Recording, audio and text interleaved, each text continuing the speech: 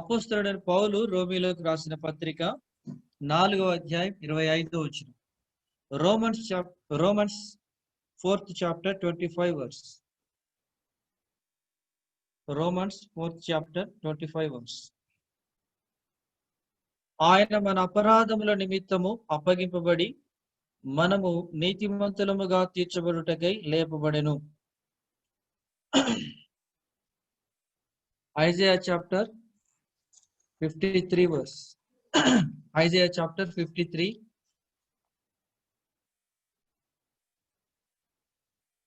యెషయా గ్రంథం 53వ అధ్యాయం 10వ వచనం. Isaiah, the book of Isaiah 53 chapter 10 verse. అతని నలుగగొట్టుటకు యెహోవాకు ఇష్టమాయెను, ఆయన అతనికి వ్యాధి కలుగజేసెను. అతడు తన్ను తానే అపరాధ పరిహారార్థ బలిగా అతని సంతానం చేయగా అతని సంతానం చూచును. అతడు దీర్ఘాయుష్మంతుడగు, యెహోవా ఉద్దేశం అతని వలన సఫలమగును. ప్రభు సహాయం కొరకై చిన్న ప్రార్థన చేసుకుంటాం. పరిశుద్ధమైన మా తండ్రి, పరలోకమందును భూలోకమందును సర్వాధికారం కలిగినటువంటి మా గొప్ప దేవ, మా రాజు, రక్షకుడు, సజీవుడు, సర్వాధికారి అయిన యేసుక్రీస్తు ప్రభు యొక్క ఘనమైన నామములో మీకు కృతజ్ఞతలు చెల్లించుకుంటున్నాం. యేసు ప్రభువా, ప్రత్యేకంగా సియోనులో ఇలాగున చేరి ప్రభువా మీ నామాన్ని గొప్ప చేయడానికి, ఆరాధించుటకు, పూజించుటకు ఇంతవరకు పాటల ద్వారా మీ నామాన్ని గొప్ప చేయడానికి మాకు ఇచ్చిన చక్కటి సమయాన్ని బట్టి స్తోత్రాలు. ప్రభువా, ఈ యొక్క సమయంలో చదవబడినటువంటి లేఖన భాగాలను మా కొరకై దీవించము, నీ నామ ఘనత కొరకై విరిచి వడ్డించము. నిష్ప్రయోజకుడైన నీ దాసుని మరుగు చేసి మాతో కూడా మాట్లాడమని మా రక్షకుడైన యేసుక్రీస్తు ప్రభు యొక్క ఘనమైన నామములు ప్రార్థించి స్తుతించి వేడుకుంటున్నాం తండ్రి, ఆమేన్. ప్రభు యొక్క మాటలు మన కొరకై దీవించునుగా. అపోస్తలుడైన పౌలు గారు రోమాలో ఉన్నటువంటి సంఘానికి ఈ మాటలు తెలియజేస్తుంటున్నారు. కనుక ఆయన మన అపరాధముల నిమిత్తం అప్పగింపబడి మనము నీతిమంతులముగా తీర్చబడుటకై లేపెను. కనుక ఈ యొక్క అపరాధము అనేటువంటిది మనల్ని ఎక్కడికి తీసుకెళ్ళింది అంటే మృతమైన స్థితిలోనికి తీసుకెళ్ళింది. కనుక ఈ అపరాధం ఏ రీతిగా కలిగింది అంటే ఇదే పౌలు గారు రోమీలకు రాస్తూ 5వ అధ్యాయంలో అంటాడు, 15వ వచనంలో నుంచి, అయితే అపరాధము కలిగినట్టు కృపావరము కలగలేదు. Romans 5th chapter 15 verse. Romans 5th chapter 15 verse. అయితే అపరాధం కలిగినట్టు కృపావరం కలగలేదు. ఎట్లనగా ఒకని అపరాధం వలన అనేకులు చనిపోయిన ఎడల, ఒకని అపరాధం ఎడల అనేకులు చనిపోయిన ఎడల, ఒకని అపరాధము వలన.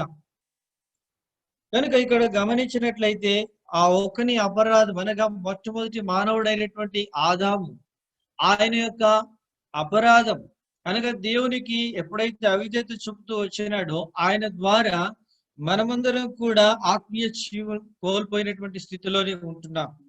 అలాంటి పరిస్థితుల్లో మన అపరాధం ఏం చేస్తుందయ్యా అంటే దేవునితో మనకున్నటువంటి సహవాసాన్ని దూరం చేసింది. కనుక ఎఫెసీయులకు రాస్తూ పౌలు గారు అంటున్నారు, Ephesians chapter 2 and verse 1. Ephesians chapter 2 verse 1.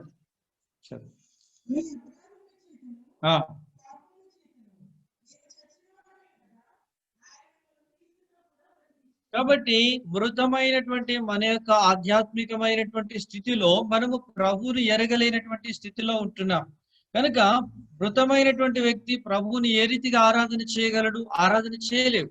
ఎందుకంటే దేవుని వాక్యం ఖచ్చితంగా చెప్తుంది, సజీవులకే దేవుడు, మృతులకు దేవుడు కాదు. అయితే దేవుడు సజీవులే ఆయనను ఆరాధన చేస్తారు. కనుక ఆత్మలో ఆ యొక్క జీవాన్ని కలిగినటువంటి వారే ప్రభువుని ఆరాధన చేసేటువంటి ఆధిక్యతను కలిగి ఉంటారు. కనుక మొట్టమొదటి మానవుడైనటువంటి ఆదాములో ఆ యొక్క జీవాన్ని మనం కోల్పోయినాము. క్రీస్తు యేసు ద్వారా ఆ జీవాన్ని దేవుడు మనకు అనుగ్రహిస్తూ వచ్చినాడు. కనుక ఇక్కడ మనం గమనించినట్లయితే ఎఫెసీయులకు రాసిన పత్రిక 2వ అధ్యాయం 1వ వచనంలో ఆయన మిమ్మును క్రీస్తుతో కూడా బ్రతికించాడు. క్రీస్తుతో కూడా మనల్ని బ్రతికించాడు. అంటే క్రీస్తులో ఏమున్నది? జీవం ఉన్నది. కనుక యేసు ప్రభువారు సెలవిచ్చారు. యోహాను సువార్త 10వ అధ్యాయం 10వ వచనం. John gospel 10 chapter 10 verse. John gospel 10 chapter 10 verse.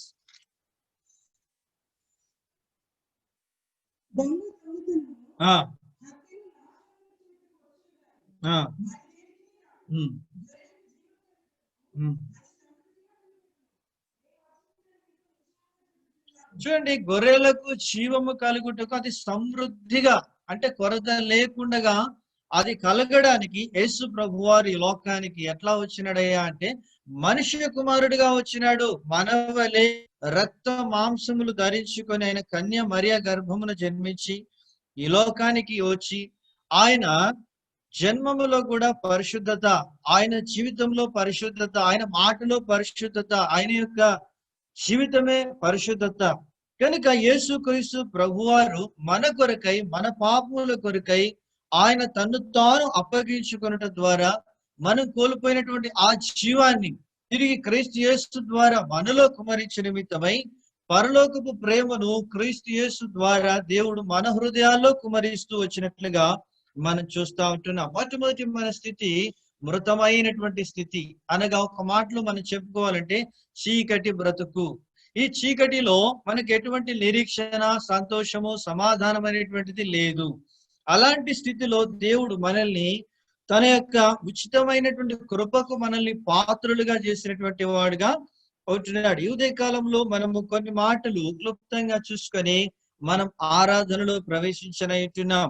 కనుక యేసుక్రీస్తు ప్రభువారు అప్పగించుకొనుట అంటే యేసు ప్రభువారు మన కొరకు తను తాను అప్పగించుకోవాలంటే ఆయనకు మన ఎడల ప్రేమ ఉండాలి. సహజ సిద్ధంగా మనం ఆలోచన చేస్తే ఒక వ్యక్తిని ఇంకొక వ్యక్తి ప్రేమించాలి అంటే ఒక స్పెషలైజేషన్ కనబడాలి, ఒక ప్రత్యేకత వారిలో మనం చూడాలి.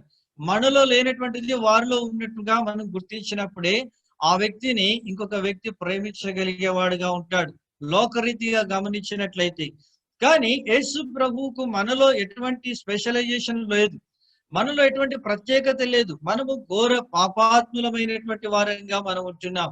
అయినప్పటికీ దేవుడు తన ఉచితమైనటువంటి కృప ద్వారా మనల్ని ప్రేమిస్తా వచ్చినాడు. మన కొరకై తను తాను అప్పగించుకోవడానికి చివరికి తన ప్రాణం పెట్టినంతగా ప్రేమిస్తా వచ్చినాడు. ఇక్కడ మనం గమనించినట్లయితే దీనికి గల కారణం ఏంటిదంటే బైబిల్ గ్రంథంలో దేవుడు ఒక మాట మనకు సెలవిస్తుంటున్నాడు. మనకందరికీ తెలిసినటువంటి మాటే.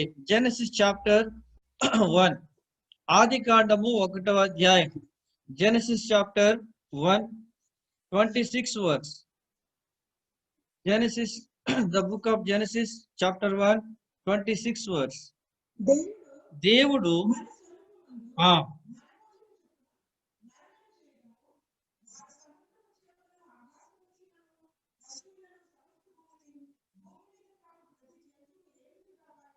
చాలండి. కనుక దేవుడు ఇక్కడ ఒక తలంపు చెప్తా ఉంటాడు. దేవుడు మన స్వరూపం అందు, అంటే ఇప్పుడు ఈ స్వరూపం ఎవరిదయ్యా అంటే దేవుడు. కనుక ఈ స్వరూపము నిత్య నాశనానికి, నరకానికి దిగి వెళ్లకుండా యేసుక్రీస్తు ప్రభువారు ఆ స్వరూపము బ్రతికించబడాలని, ఆ స్వరూపము కనబడాలని తన స్వరూపమును పోగొట్టుకున్నాడు. యెషయా గ్రంథంలో ఆయన గురించిన మాటలు భక్తుడైనటువంటి యెషయా భక్తుడు, ప్రవక్త అయినటువంటి యెషయా ఇక్కడ దేవుని వాక్యంలో ఎంతగా ఆయన వివరిస్తా వచ్చినాడంటే, యెషయా గ్రంథం the book of Isaiah chapter 53 verse 2. లేత మొక్క వలెను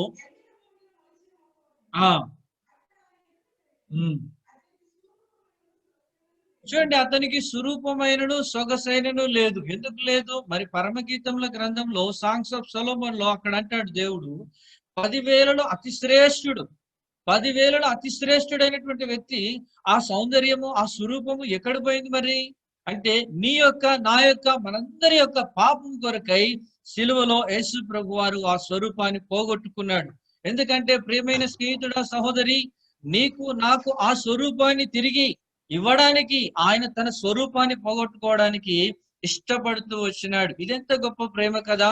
ఈ ప్రేమ వర్ణించడానికి లేదు. కనుక ఇది ఒక తల్లి కంటే, ఒక తండ్రి కంటే మిక్కుటమైనటువంటి ప్రేమ. ఈ ప్రేమ ప్రభువైన యేసుక్రీస్తు వారు మన ఎడల చూపిస్తా వచ్చినాడు.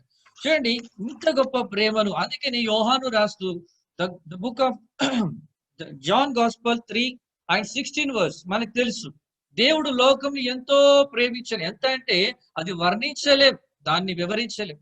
భూమికి ఆకాశం ఎంత ఎత్తుగా ఉంటున్నదో, మరి తూర్పుకు పడమరకు కొలత వేయలేనటువంటి విధానంలో దేవుని ప్రేమ అంతగా గొప్పగా ఉంది. దేవుని ప్రేమను వర్ణించడానికి మాటలు సరిపోవు ప్రియులారా. అయితే ఇక్కడ దేవుడు మన కొరకు తను తాను అప్పగించుకోవడానికి గల కారణం, ఆయన మన యెడల తన ప్రేమను వెల్లడిపరిచినాడు. రోమీలకు రాసిన పత్రిక Romans chapter 5th, Romans the book of Romans 5th chapter 8th verse. Romans 5th chapter 8th verse. అయితే చూడండి, దేవుడు మన యెడల తన ప్రేమను వెల్లడిపరిచాడు. ఎట్లనగా మనం ఇంకను పాపులమై ఉండగానే క్రీస్తు మన కొరకు చనిపోయారు. మన కొరకు, నీ కొరకు. Christ died for us. క్రీస్తు మన కొరకు చనిపోయాడు.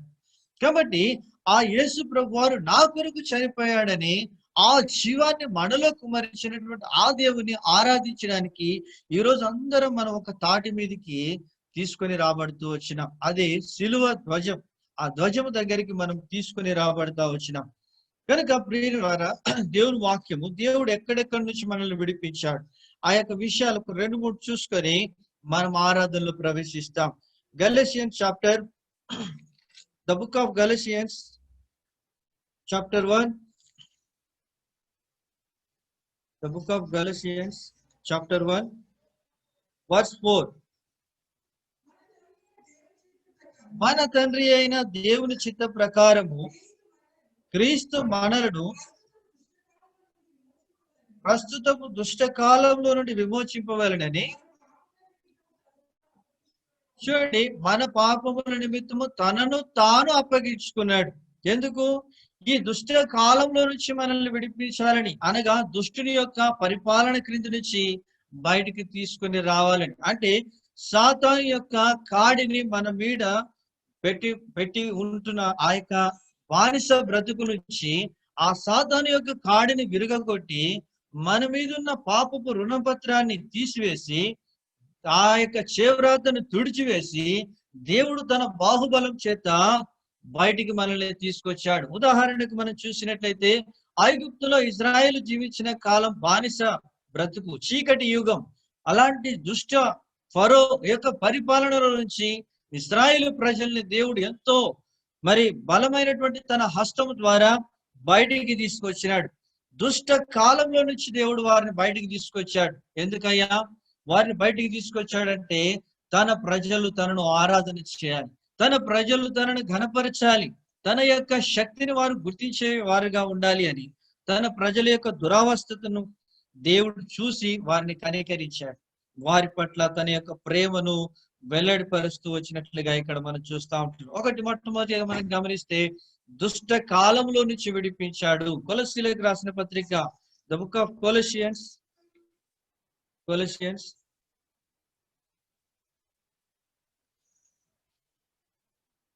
Chapter 2 13 to 15 verse. మరియు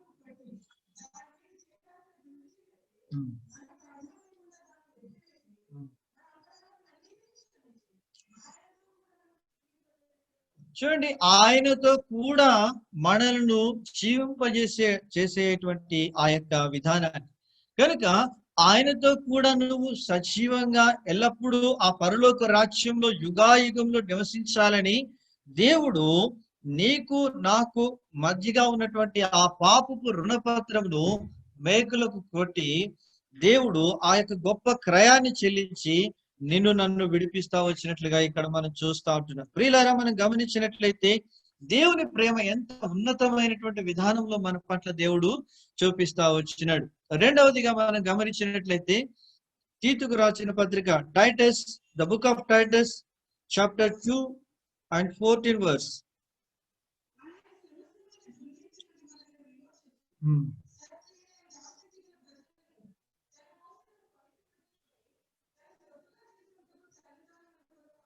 ఇక్కడ చూసినట్లయితే దేవుని వాక్యం ఖచ్చితంగా మనకు చెప్తుంది, సమస్తమైన దుర్నీతి నుండి, ఈ యొక్క దుర్నీతి సంబంధమైనటువంటి విధానంలో మనము ప్రభువును గుర్తించలేం. దుర్నీతి అనేటువంటి ఈ లోకం నుంచి దేవుడు మనల్ని ప్రత్యేకపరుస్తూ వచ్చినాడు, విమోచిస్తూ వచ్చినాడు. సత్క్రియల యందు ఆసక్తి కలిగినటువంటి ప్రజలు, సత్క్రియ అంటే దేవుణ్ణి ఆరాధించుటకు మించిన సత్క్రియ ఈ లోకంలో ఏది కూడా లేదు. కనుక ప్రియులారా, సత్క్రియ అనేటువంటిది చాలా ప్రాముఖ్యమైనటువంటి, అనగా దేవుని ఆరాధించుట. మనము చూసినట్లయితే తీయనవసరం లేదు, ఆదికాండం 4వ అధ్యాయంలో చూసినట్లయితే హేబేలు కయ్యను వారి క్రియలను గురించి దేవుడు మాట్లాడుతూ వచ్చినాడు. హేబేలు అర్పణను దేవుడు అంగీకరించినాడు, కయ్యను అర్పణను దేవుడు తృణీకరించాడు. కనుక హేబేలు అర్పణ ఆత్మ సంబంధమైంది, కయ్యను అర్పణ శరీర సంబంధమైనది అని కూడా మనం చెప్పుకొనవచ్చు. కనుక భూ సంబంధమైనటువంటి ఆరాధన, పర సంబంధమైనటువంటి ఆరాధన. కనుక ఏ రీతిగా మన ఆరాధన ఉంటుంది, కనుక మన ఆరాధన ఆత్మ సంబంధమైనటువంటిదిగా ఉండాలి. అనగా ప్రభు రక్తము చేత విమోచించబడి ఆయన జీవాన్ని కలిగి ప్రభువును అనుభవించి ఆరాధన చేయాలి.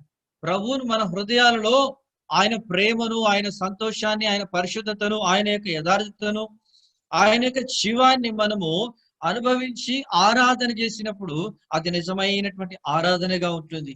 ఏదో పై పై మాటలకి మనము ఏదో వచ్చామంటే వచ్చాము, 2 మాటలు పలికి వెళ్ళి మన జీవితంలో ఇష్టానుసారంగా జీవించే జీవితం నిజమైన ఆరాధన కాదు.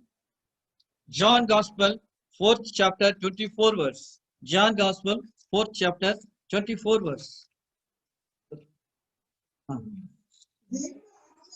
దేవుడు ఆత్మ గనుక ఆయనను ఆరాధించువారు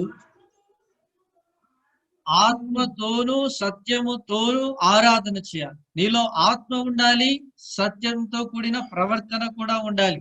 ఎందుకంటే దైవ గ్రంథం బైబిల్ చెప్తా ఉంది, ఎందరు దేవుని ఆత్మ చేత నడిపించబడుదురో వారందరూ దేవుని కుమారులై ఉందురు. ప్రియమైన స్నేహితుడా, సహోదరి, దేవుని ఆత్మ లేకుండగా మనం ప్రభుని ఆరాధన చేయాలి. ప్రభుని ఆరాధన చేస్తే అది ఆరాధనగా ఉంటుంది. దేవుని ఆత్మ ఏం చేస్తుంది, మనకి నీతిని గురించి, పాపం గురించి, రాబో ఉగ్రతను గురించి ఒప్పింపజేసేదిగా ఉంటుంది. దేవుని ఆత్మ మనల్ని ఏం చేస్తుంది అంటే క్రీస్తులో మనల్ని స్వతంత్రులుగా చేసేదిగా ఉంటుంది. దేవుని ఆత్మ మనల్ని చక్కని త్రోవలో మనల్ని నడిపించేదిగా ఉంటుంది. పరిశుద్ధాత్మ దేవుడు మనకి ఏం చేస్తాడంటే మనల్ని నడిపించేవాడిగా ఉంటాడు. పరిశుద్ధాత్మ దేవుడు మనకు 3 రకాలైన పరిచర్యలు చేసేటువంటి దేవుడుగా ఉంటున్నాడు. ఒకటి, సహాయం చేసే దేవుడుగా ఉంటున్నాడు, హెల్పర్. మూడోది, ఆయన బోధించేవాడు. మూడవదిగా ఆయన మనకు నడిపించేటువంటి వాడుగా ఉంటున్నాడు, లీడర్ గా కూడా ఉంటున్నాడు. కనుక సహాయం చేస్తాడు, బోధిస్తాడు, నడిపిస్తాడు. హెల్పర్ గా ఉంటాడు, ఆయన గైడర్ గా మనల్ని నడిపిస్తాడు, లీడర్ గా ఉండి మనల్ని నడిపిస్తా ఉంటాడు. ఇన్ని రకాలుగా ఆయన మన జీవితాల్లో మరి మనకు సహాయం చేయడానికి ఇష్టపడతా ఉంటున్నాడు. కనుక దేవుని వాక్యంలో చూసినట్లయితే ఈ యొక్క మొట్టమొదటి దుష్ట కాలంలో నుంచి విడిపించాడు, రెండోది దుర్నీతిలో నుండి మనల్ని విడిపించి తన కోసరము పవిత్రపరుచుకున్నాడు. ఏ రీతిగా పవిత్రపరుచుకున్నాడయ్యా అంటే తన రక్తము ద్వారా, యేసుక్రీస్తు ప్రభు యొక్క రక్తము ద్వారా మనల్ని పరిశుద్ధపరిచి పవిత్రపరిచినటువంటి దేవుడుగా ఉంటున్నాడు. యెషయా గ్రంథం 50వ అధ్యాయం 6వ వచనంలో యేసు ప్రభు వారు మన కొరకు ఎట్లా తను తాను అప్పగించుకున్నాడంటే, Isaiah chapter, the book of Isaiah 50 chapter 6th verse. 6వ వచనం.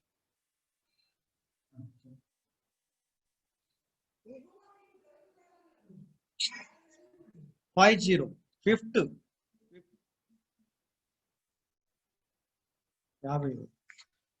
50వ అధ్యాయం. కొట్టువారికి నా వీపును అప్పగించి తిని. చూడండి దేవుడు ఎంతగా ప్రేమ చూపిస్తూ వచ్చినాడు.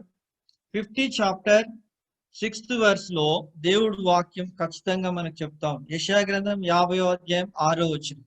కనుక కొట్టువారికి నా వీపును అప్పగించి తిని. కనుక మరి ఈ యొక్క విషయంలో మనం చూసినట్లయితే మొట్టమొదట దుష్టకాలంలో నుంచి విడిపించాడు, రెండోది దుర్నీతిలో నుంచి విడిపించి మరి మన కొరకు యేసు ప్రభు వారు తన్ను తాను అప్పగించుకుంటూ వచ్చినాడు. ప్రియులారా, మరి మనమేం అప్పగించుకోవాలి దేవుడికి? దేవుడు ఇన్ని రకాలుగా మన కొరకు తన ప్రేమను మనం చూపించాడు కదా, మరి మనం ఏం అప్పగించుకోవాలి? Romans, the book of Romans chapter 12 verse 1. The book of Romans chapter 12 verse 1. రోమా 12వ అధ్యాయం 1వ వచనం. రోమిలకు రాసిన పత్రిక 12వ అధ్యాయం 1వ వచనం. కాబట్టి సహోదరులారా,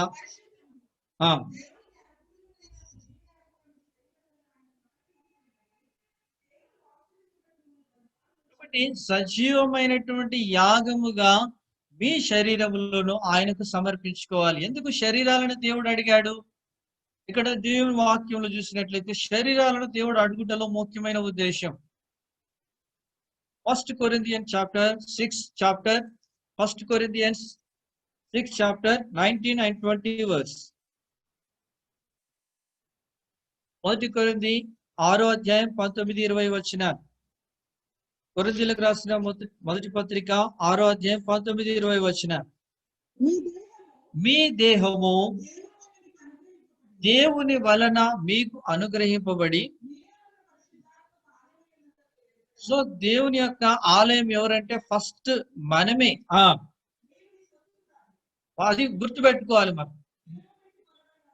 కనుక మనము కాస్ట్, దేవుడు ఒక కాస్ట్ పెట్టినాడు మనకి. ఏంటిదా కాస్ట్ అంటే యేసు ప్రభు యొక్క రక్తం. ఆ రక్తము ఇచ్చి దేవుడు మనల్ని కొనుక్కున్నాడు. మనము దేవునికి సజీవమైనటువంటి ఆలయాలు కనుక ఆయనకు మనల్ని మనం సజీవ యాగంగా సమర్పించుకోవాలి. ఇది నిజమైనటువంటి ఆరాధన. కనుక అలాగన ఆరాధన చేయకుండా మనము కేవలము పెదవులతో ఆరాధన చేస్తే అది సరిపోయినటువంటిది కాదు. ఎందుకంట దేవుని వాక్యంలో రాయబడింది, పరిశుద్ధత లేకుండా ఎవరు పూను చూడలేరు. కనుక పరిశుద్ధత అనేటువంటిది దేవుని సన్నిధిలో వెళ్ళడానికి ఒక ప్రామాణికమైనటువంటిది. కనుక ఈ పరిశుద్ధతను మనం కలిగినటువంటి వారంగా మనం ఉండే వారంగా ఉండాలి. కనుక ఈ యొక్క పవిత్రపరుచుకొని తన సొత్తుగా చేసుకున్నాడు.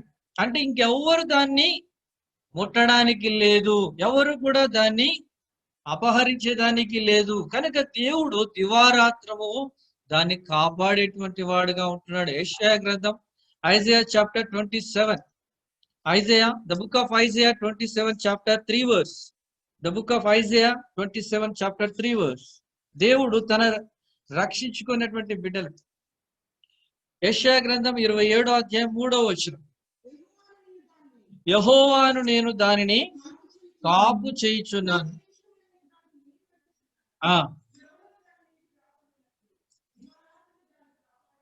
దివారాత్రములు దేవుడు నన్ను కాపాడేటువంటి వాడుగా ఉంటున్నాడు. ఎందుకు? దేవుడు తనను ఆరాధించే ప్రజలను, తనను గణపరిచే ప్రజలను ఎందుకు కాపాడుతున్నాడు అంటే తన సొత్తు గనుక, తన రక్తం ఇచ్చి కొనుక్కున్నాడు గనుక. దేవుడు నీ ద్వారా లోకంలో గణపరచబడాలి, నా ద్వారా, మనందరి ద్వారా దేవుని నామం గణపరచబడాలి. అన్యజనుల మధ్య దేవుని వాక్యాన్ని చేపట్టి మనము దేవుని యొక్క వెలుగును ప్రకాశింపజేసేటువంటి జ్యోతుల్లాగా ఉండాలని దేవుడు మనల్ని కాపాడుతూ ఉంటున్నాడు. ప్రియమైనటువంటి స్నేహితుడ, సహోదరి, మరి దేవుడు మనల్ని రక్షించిన విధానాన్ని బట్టి ప్రభువుని మనం ఆరాధన చేసేటువంటి వారు. మొట్టమొదటి దుష్టకాలంలో నుంచి విడిపించాడు, రెండవది దుర్నీతిలో నుంచి విడిపించి తన సొత్తుగా మనల్ని చేసుకున్నాడు. మూడవదిగా మనం చూసినట్లయితే ఎఫెసియన్స్ చాప్టర్ 5. ఎఫెసీయులకు రాసిన పత్రిక 5వ అధ్యాయం 2వ వచనం. క్రీస్తు మిమ్మును ప్రేమించి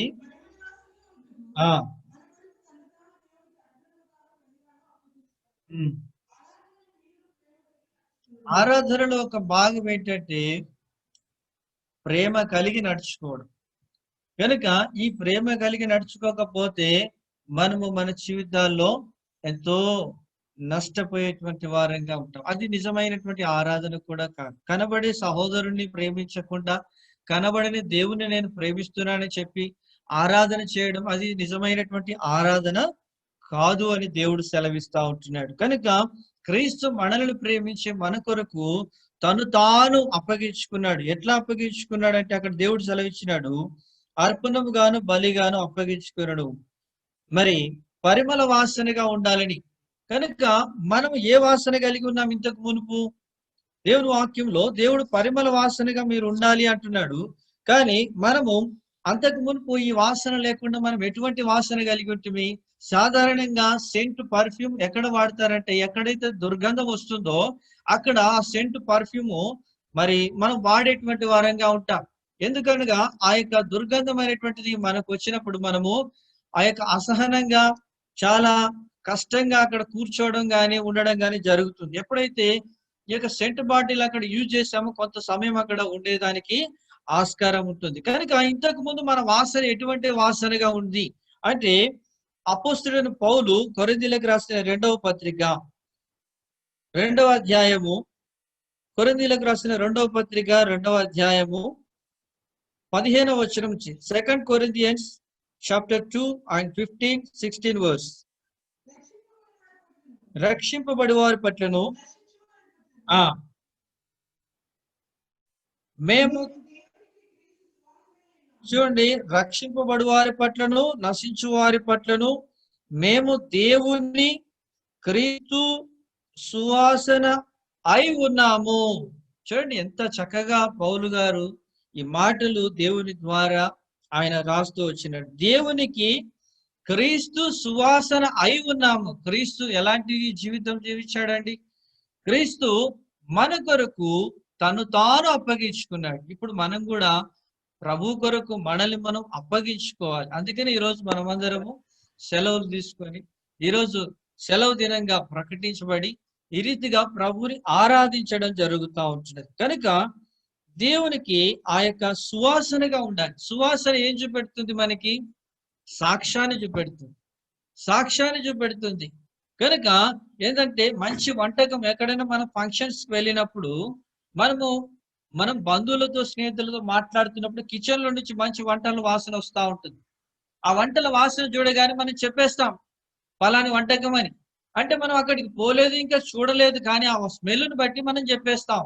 నిజానికి అక్కడికి వెళ్ళి చూస్తే అలాంటిదే వంటకం చేస్తూ ఉండవచ్చు. అలాంటి సందర్భంలో వాసన మనకి ఏం చూపెడుతుంది అంటే సాక్ష్యాన్ని చూపెడుతుంది. సో మన యొక్క సాక్ష్యం ఏ రీతిగా ఉంటున్నది? ప్రభుని ఆరాధించే పిల్లలంగా మన యొక్క డ్యూటీ చేసే స్థలంలో, మన ఆఫీసులో, మన యొక్క కళాశాలలో, మన యొక్క బంధువుల మధ్య, స్నేహితుల మధ్య, ఇరుగు పొరుగు వారి మధ్య, నువ్వు పనిచేసే స్థలాల్లో నీ యొక్క సాక్ష్యం ఏ రీతిగా ఉంటుంది? క్రీస్తు సువాసన అనే ఆ యొక్క సాక్ష్యము కలిగి ఉంటున్నామా? అలాగనే కలిగి ఉండకపోతే ఇంకా ఎలాంటి వాసన కలిగి ఉంటున్నామంట?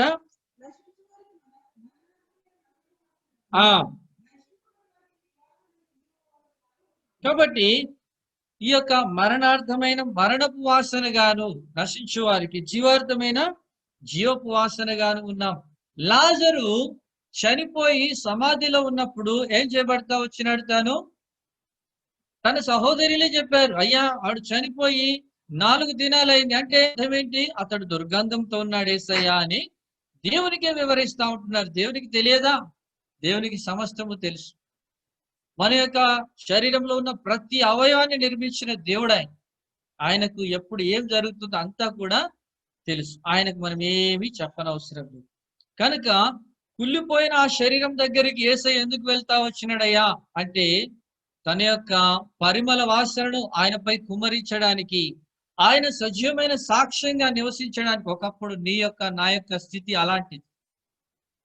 వెలివేయబడిన స్థితి, త్రోసివేయబడిన స్థితి, ఎవ్వరు కూడా దగ్గరికి రానటువంటి స్థితి, మృతమైన స్థితి, విడిచిపెట్టబడిన స్థితి, సహవాసం లేనటువంటి స్థితి, చీకటి జీవితం, నిరీక్షణ లేనటువంటి జీవితం, త్రోసివేయబడినటువంటి జీవితం. అలాంటి స్థితిలోనికి యేసు ప్రభువారు లోకంలో నా అనేటువంటి వారు ఎవ్వరు కూడా మనల్ని చూడలేనటువంటి అసహ్యమైనటువంటి రీతిలో నేను ఉంటున్నప్పుడు ఆత్మీయ జీవితంలో యేసు ప్రభువారు మన దగ్గరికి అందరూ వద్దన్న వారించిన, ఆయనను వెళ్ళవద్దు అని చెప్పిన అందరినీ ఆయన ప్రక్కకు పెట్టి ఆ కుళ్ళిపోయిన శవం దగ్గరికి యేసు ప్రభువు రావడానికి కారణం ఏంటిదయ్యా అంటే ఆయన పోలికలో మనం సృష్టించబడ్డాం. ప్రియులారా, ఆయన పోలికలో మనం సృష్టించబడ్డాం కనుక లాజరును ఆ కుళ్ళిపోయినటువంటి శరీరం నుంచి లేపి తన పరిమళపు వాసనను వెదజల్లి తన సజీవమైనటువంటి జీవముతో నింపి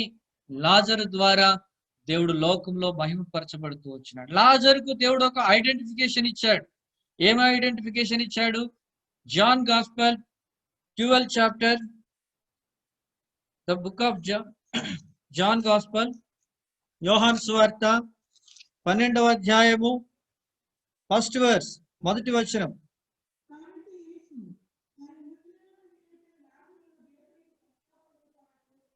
లాజరుకి ఇచ్చిన ఐడెంటిఫికేషన్ ఏంటండి? మృతులలో నుండి లేపిన. సో మృతులలో నుండి లేచినటువంటి వారు ఎక్కడ కూర్చుంటారు? యేసు ప్రభు ప్రక్కన కూర్చుంటారు. అంటే ఆత్మీయంగా రక్షణ పొందిన వారు ఎక్కడ కూర్చుంటారు? యేసు ప్రభు మందిరంలో కూర్చుంటారు. రక్షణ పొందినటువంటి దేవుని బిడ్డ ఎక్కడ కూర్చుంటాడు? దేవుని సమాజంలో కూర్చుంటాడు. దేవుని పరిశుద్ధులతో కూర్చొని ప్రభుని ఆరాధన చేసేటువంటి ప్రక్రియ కలిగి ఉంటున్నాడు. కనుక కొంతమంది రక్షణ పొందుతారు, మారు మనసు పొందుతారు, కానీ వారు ఎక్కడ కూర్చుంటారు? లోకంలో, లోక సంబంధుల మధ్య కూర్చుంటారు. వారి యొక్క విలాసవంతమైనటువంటి విధానంలో వారి సొంత పనుల కొరకు వారు వెళ్ళి కూర్చుంటారు. ఇది సరైనటువంటి జీవము కాదు ప్రియులారా. నిజంగా మనం రక్షణ పొందిన తర్వాత క్రీస్తు ప్రభు చెంత మనం కూర్చునే వారంగా ఉండాలి. ఇది నిజమైనటువంటి ఆరాధనగా ఉంటుంది. ఎందుకంటే యేసు ప్రభు వారు రాయించాడు, తాను మృతులలో నుండి లేచిన లాజరు, మృతులలో నుండి లేపిన లాజరు. కాబట్టి దేవుడు లేపినాడు. ఈ రోజు మనల్ని కూడా లేపినాడు. ఆత్మీయంగా పడిపోయినటువంటి మనల్ని కూడా దేవుడు తన యొక్క బలమైన చేయి చాపి లేచినాడు. జగటగల దొంగ భూమి నుండి దేవుడు మనం లేవనెత్తినాడు. అయితే మనం ఆ పరిమళ సువాసనను వెదజల్లేటువంటి వారంగా ఉండాలి. కేవలం 2 మాటలు ఆరాధన చేసి మనము ఎవరికి వారుగా మనం వెళ్ళిపోయేదాన్ని కాకుండా మన యొక్క ఆత్మీయ జీవితంలో ఆ ఆరాధనను అనుసరించి ప్రభువును లోకంలో కనపరిచేటువంటి వారంగా మనం ఉండాలని దేవుడు. అంటే ఒక నాణానికి 2 వైపులా బొమ్మ బొరుసు అనేటువంటిది ఉంటుంది. సో మన జీవితంలో కూడా ఒకవైపు మన సాక్ష్యము, రెండో వైపు జీసస్ ను లోకంలోనికి మనం చూపించే వారంగా ఉండాలి. ఎందుకంటే దేవుని వాక్యములో సియోను పాటల పుస్తకంలో ఒక పాట ఉంది. యేసు ఎవరో తెలుసా? యేసయ్య చెబుతా నేడు వినవయ్య అంట. అందులో ఒక వచనంలో అంటాడు, యేసుని తరపున ప్రతినిధినై దేవుని ప్రేమకు ప్రతిరూపమై. చూడండి, యేసుని తరపున ప్రతినిధి, రాయబారి, అంబాసిడర్. కనుక మనము యేసుని తరపున ప్రతినిధులముగా, దేవుని ప్రేమకు ప్రతిరూపముగా, తల్లిదండ్రుల ప్రేమకు ప్రతిరూపముగా పిల్లలు ఉన్నట్టుగా, ఆ యొక్క పరలోకపు తండ్రి ప్రేమకు ప్రతిరూపముగా నీవు నేను మనందరం లోకంలో ప్రభువుని ఘనపరచాలని, మన ద్వారా దేవుని నామం హెచ్చించబడాలని ఆయన సంతోషపడేవాడుగా ఉంటున్నాడు. ఆ రీతిగా లాజరు తన జీవితంలో మృతులలో నుండి లేపిన తర్వాత లాజరు కూర్చున్నటువంటి ప్లేస్ మారిపోయింది. ఇంతకుముందు లాజరు ఎక్కడ కూర్చున్నాడో? చీకటిలో. అటువంటి స్థితిలో నుంచి లాజరు వెలుగులోనికి తీసుకొని రాబడతా వచ్చాడు, లేపినాడు. కనుక ఆయన మన అపరాధముల నిమిత్తం అప్పగింపబడి మనలను నీతిమంతులుగా తీర్చుటకై లేపబడెను. ప్రభు లేచినాడు, ఆయన లేపినాడు మనకి. కనుక లేపబడిన వ్యక్తి ఎక్కడికి వెళ్తాడు? ప్రభు సన్నిధిలోనికి వెళ్తాడు. మనకు తెలుసు, యాక్ట్ చాప్టర్ 3, అపోస్తలుల కార్యములు 3వ అధ్యాయం చూసుకొని మనం ఆరాధనలోనికి వెళ్ళిపోతాం. Act chapter 3, Acts chapter 3, Acts 3 chapter 7, 8 verse. అపోస్తలుల కార్యములు 3వ అధ్యాయం 7, 8 వచనాలు. వాని కుడి చేయి పట్టుకొని లేవనెత్తను.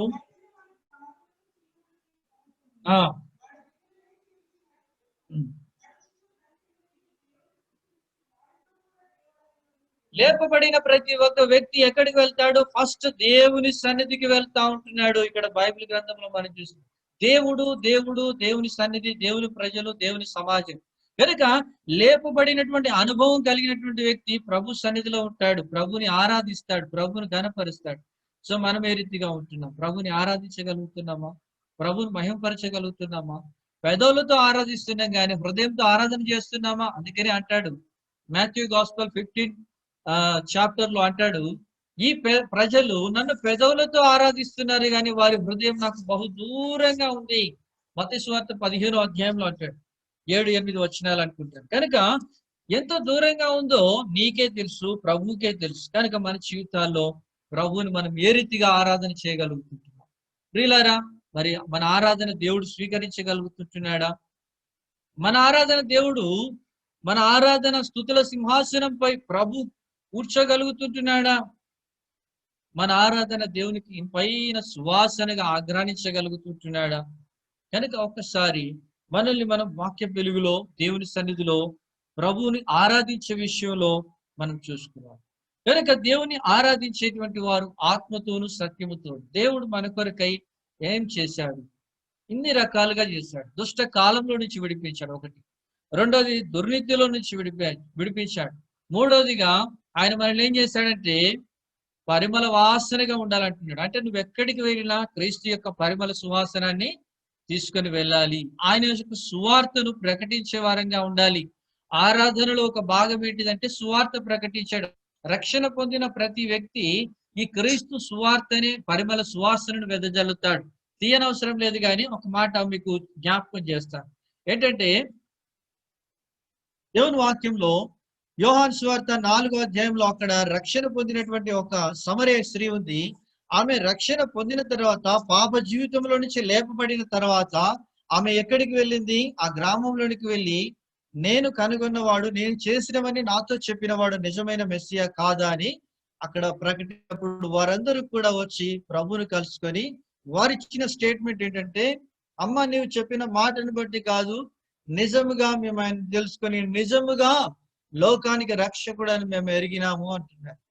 సో పంపబడకుండా ప్రకటించే వారు ఎవరు అంటున్నారు. కనుక మన జీవితాల్లో ప్రభు మనల్ని లోకంలోనికి పంపించాడు. ఎందుకు పంపించాడు? మీరు నాకు సాక్షులు, విట్నెస్.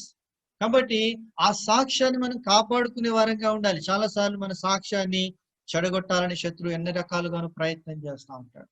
కనుక దేవుని పిల్లలంగా మన సాక్ష్యాన్ని కాపాడుకొని క్రీస్తు సువాసనను లోకంలో వెదజల్లేటువంటి వారంగా మనం ఉండాలని దేవుని వాక్యం మనకు సెలవిస్తూ ఉంటున్నది. చివరిగా మరి ఈ క్రీస్తు పరిమళ సువాసనను మనం ప్రకటించాలని బైబిల్ గ్రంథం ఖచ్చితంగా సెలవిస్తూ ఉంటుంది. మనకందరికీ తెలుసు అనుకుంటాను, బెంగళూరులో మైసూర్ శాండల్ సోప్ అనేటువంటి ఒక ఫ్యాక్టరీ ఉంటుందట. ఆ యొక్క ఫ్యాక్టరీలో పనిచేసేటువంటి కార్మికులు దినమంతా కూడా ఆ మైసూర్ శాండల్ సోప్ ఫ్యాక్టరీలో పనిచేసినప్పుడు అక్కడ వారి యొక్క శరీరాలకు ఆ యొక్క వాసన అంతా పట్టేస్తుందట. సాయంకాలము 4 గంటలకు వారు డ్యూటీ నుంచి రిలీవ్ అయ్యి ఆ వీధుల గుండా వెళ్తా ఉంటే అపార్ట్మెంట్స్ లో నుంచి చూసే వారికి ఒక ప్రొసెషన్ లాగా వెళ్తున్నట్టుగా, ఒక సువార్త గుంపు లాగా వెళ్తున్నట్టుగా కనబడతా ఉంటుంది. ఇంకా వారందరూ కూడా డ్యూటీ నుంచి రిలీవ్ అయి వెళ్ళిపోయేటప్పుడు దినమంతా వారు ఫ్యాక్టరీలో పనిచేసిన కారణం చేత ఆ మైసూర్ శాండల్ సోప్ స్మెల్ అంతా కూడా వారి బాడీలోకి పట్టేసి, వారి దుస్తులకు పట్టేసి, అది వారు బయటికి రాగానే ఆ వాసన అంతా గాల్లో కలిసిపోతుంది. గాల్లో కలిసిపోయినప్పుడు ఆ అపార్ట్మెంట్స్ లో ఉన్నటువంటి గృహిణీలంతా కూడా ఆ వాసన గమనించి, ఇంకా సాయంత్రం 4 అయిపోయింది కాబట్టి మనం సాయంత్రం వంట కొరకు పనులు ఉపక్రమించాలనేటువంటి సిద్ధపాటు కలిగినటువంటి వారుగా ఉంటారని అక్కడ చెప్తా ఉంటున్నారు. అంటే వారు గడియారం వంక చూడకుండానే ఆ వాసన గ్రహించి సమయం 4 అయిపోయింది అనుకుంటున్నారు. అంటే ఇక్కడ ఏంటంటే వారు వీధిలోకి తొంగి చూడగానే వాళ్ళ సాక్ష్యం సరిగానే ఉంటుంది, అందరు కార్మికులంతా వెళ్ళిపోతా ఉంటున్నారు. ఇక్కడ మనం గమనించాల్సింది ఏంటంటే మనం వెళ్ళే ప్రతి చోట క్రీస్తు సువాసనను వెదజల్లగలుగుతున్నాము. నిజంగా వీరు క్రీస్తు ప్రభు పిల్లలు, ఆ వాసనను, ఆ ప్రేమను మనం చూపించగలుగుతున్నామా?